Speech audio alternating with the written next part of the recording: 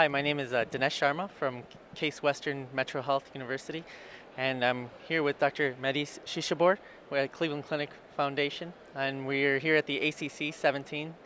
And hi, Dr. Shishebor, thanks for joining us. Hi, good morning. Good morning. Thanks for having me. Can you tell us how you got interested in vascular medicine at first? Absolutely. It's kind of interesting how your career sometimes can change direction. I think the most important thing is the mentorship. And I was fortunate enough, as I was finishing my interventional cardiology training, I had an opportunity to go work with Bruce Gray in Greenville, South Carolina, and Mike Bacharach in Sioux Falls, South Dakota for a year, for 8 months.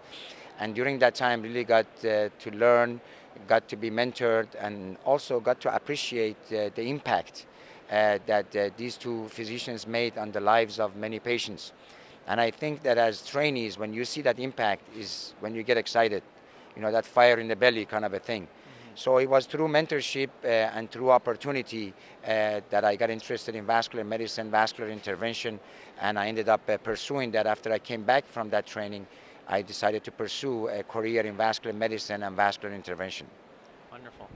And as fellows ourselves, what advice would you give us to getting into and interested in vascular medicine, and what steps and approach that we should take to further enhance our exposure to such things? Right. One of the issues I think we have right now, at least in the cardiovascular field, in the cardiovascular fellowships, is that the fellows are really not getting much exposure into vascular disease, the whole spectrum. They may see some patients with claudication, they may see some carotid disease, renal disease, but they really don't get to see the gamut, everything, venous disease, DVT, PE, critical limb ischemia, and the impact that you really can make, and how diverse our field is, the field of vascular disease. On the other hand, they're getting a lot of exposure to a structural heart disease with TAVR and mitral valve and those kind of things. So that's one of the things that I think we really need to work on as a society, as folks that are committed to vascular disease, to make sure that the fellows get exposure. The first thing is exposure. If you never have exposure to something, you never know if you like it or not.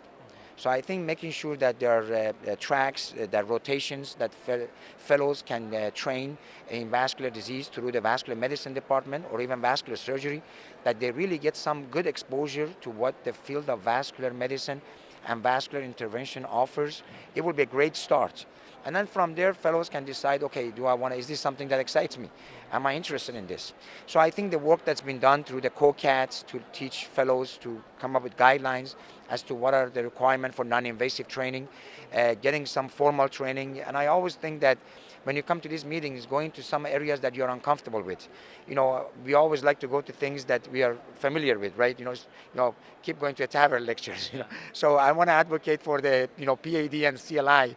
So maybe sometimes go to lectures that you're not familiar with, things that you're never considered, because it may open your mind and you may decide that this is something I want to pursue and build a career on.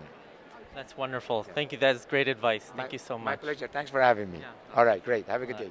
And for more videos, just join us at YouTube /FitsOnTheGo.